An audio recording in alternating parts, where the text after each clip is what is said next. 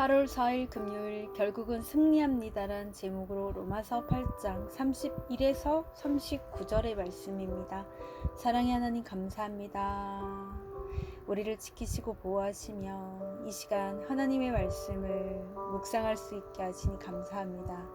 이 시간을 통하여서 하나님의 말씀이 들리고 복음이 들리기 원합니다. 말씀대로 믿고 살고 누리는 인생이 되게 하시고 이 시간도 우리와 함께하여 주시옵소서. 감사드리옵고 예수님의 거룩하신 이름으로 기도드립니다. 아멘. 본문의 말씀입니다. 그런즉 이 일에 대하여 우리가 무슨 말하리요? 만일 하나님이 우리를 위하시면 누가 우리를 대적하리요? 자기 아들을 아끼지 아니하시고 우리 모든 사람을 위하여 내주시니가 어찌 그 아들과 함께 모든 것을 우리에게 주시지 아니하겠느냐? 누가 능히 하나님께서 택하신 자들을 고발하리요? 의롭다 하신 이는 하나님이시니 누가 정죄하리요?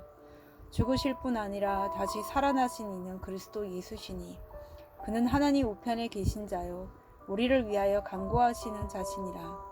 누가 우리를 그리스도의 사랑에서 끊으리요? 환난이나 공고나 박해나 기근이나 적신이나 위험이나 칼이랴.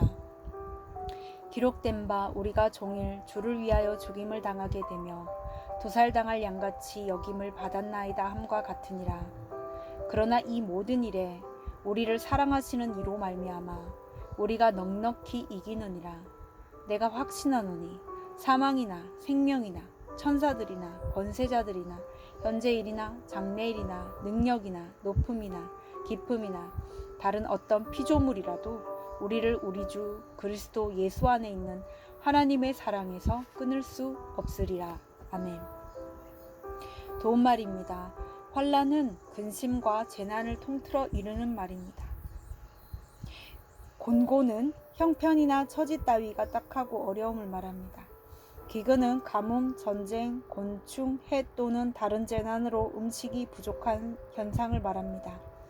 적신은 벌거벗은 알몸으로 아기로 태어날 때의 벌거벗은 모습을 말합니다. 도살은 동물이나 가축을 잡아 죽이는 것을 흔히 이르는 말로 히브리어로는 티보아로 의인이 당하는 고난을 묘사하는 말에 사용되었습니다. 본문 요약입니다. 우리를 위하시는 하나님이 자기 아들을 아끼지 않고 모든 사람을 위해 내주셨습니다. 그래서 우리는 하나님이 택하신 자들을 누구도 정죄할 수 없습니다. 또한 예수 안에 있는 우리는 넉넉히 이길 뿐만 아니라 아무 권세자들이나 피조물이라도 우리를 하나님의 사랑에서 끊을 수 없습니다. 오늘의 중보기도입니다. 다음 세대가 자기 정죄와 열등감에 벗어나 끊을 수 없는 그리스도의 사랑을 알게 하옵소서. 아멘. 본문 해설입니다. 첫 번째, 우리를 위하시면 31에서 32절의 내용입니다. 성도는 하나님이 미리 하시고 정하시고 부르시고 의롭게 하셔서 마지막에는 영화롭게 하시는 단계를 지납니다. 하나님이 이 모든 과정을 절대적인 사랑으로 이끄시기에 아무리 연약한 성도도 결국에는 영화로운 구원을 얻습니다. 당시 로마가 성도들을 심히 괴롭히며 핍박했지만 그 가공할 로마도 약 300년 후에는 복음화되었습니다. 이처럼 내 옆에 변하지 않을 것 같은 사람과 환경이 있더라도 하나님이 나를 위하시면 구원으로 승리하게 될 것입니다. 적용 질문입니다. 현재 나를 힘들게 하고 대적하는 환경은 무엇입니까? 그럼에도 나를 위하시는 하나님의 사랑이 변치 않음을 믿습니까? 두 번째, 누가 정죄하리요? 33에서 36절의 내용입니다. 하나님이 이 땅에서 성도를 구원하시는 과정에서 성도가 죄에 의해 고발과 정죄를 당하는 일은 끊임이 없습니다. 그리고 성도는 하나님의 법을 알기에 끊지 못한 자기 죄 때문에 정죄감이 거듭 몰려옵니다. 그러나 나를 구원하신 하나님이 나를 의롭다 하시고 나를 위해 죽으시고 다시 살아나신 그리스도께서 지금도 하나님 우편에 앉아 나를 위해 간구하고 계십니다. 성도는 이 믿음을 의지하여 오늘 나를 고발하고 정죄하는 안팎의 소리에 넘어지지 않고 회개할 수 있습니다. 적용 질문입니다. 아직도 내가 고발과 정죄를 당하고 있는 끊지 못한 죄는 무엇입니까? 복음을 믿음으로 나에게 더 이상 정죄함이 없음을 믿습니까? 세 번째, 넉넉히 이기느니라 37에서 39절의 내용입니다. 성도는 천국에 들어가기까지 이 땅에서 믿음의 경주를 하며 많은 고난을 겪습니다. 그러나 어떤 고난이 온다 해도 성도에게는 율법의 완성이신 주님의 사랑이 있습니다. 이 사랑이 우리에게 임하면 우리는 모든 것을 넉넉히 이길 수 있습니다. 이는 내 힘이 아니라 주님이 주시는 능력으로 가능합니다. 이렇게 끊을 수 없는 하나님의 사랑의 언약이 있기에 잠깐 지나가는 현재의 고난은 장차 나타날 영원한 영광과 비교할 수 없습니다. 적용 질문입니다. 내가 성도로서 현재 받고 있는 고난은 무엇입니까? 그 고난을 잠시 받아야 할 일로 여기고 장차 나타날 영광과 비교하며 주 안에서 넉넉히 이기고 있습니까?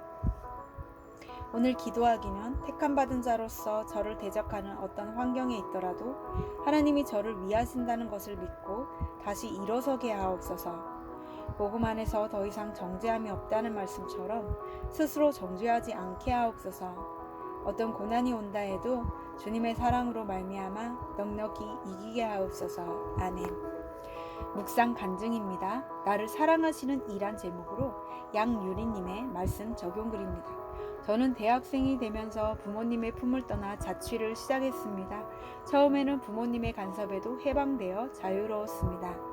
밤늦게까지 거리를 쏘다니며 음주를 즐기고 이성 친구와 여행을 다니며 음란을 행했습니다.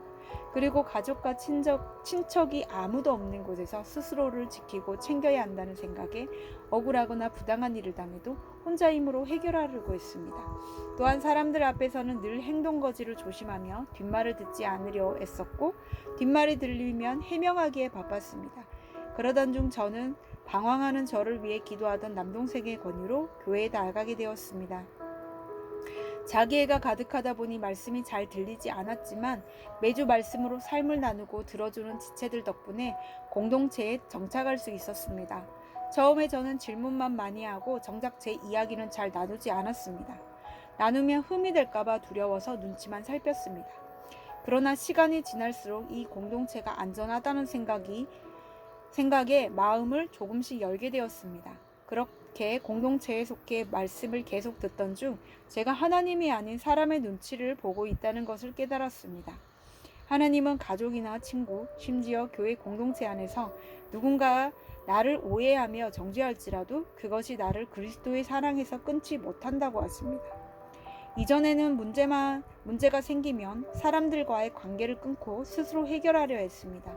하지만 주님은 내 힘으로 문제를 대적하며 해결하려 하지 말고 주께 엎드려 구하며 더 가까이 나아오기를 원하신다는 것을 알게 되었습니다.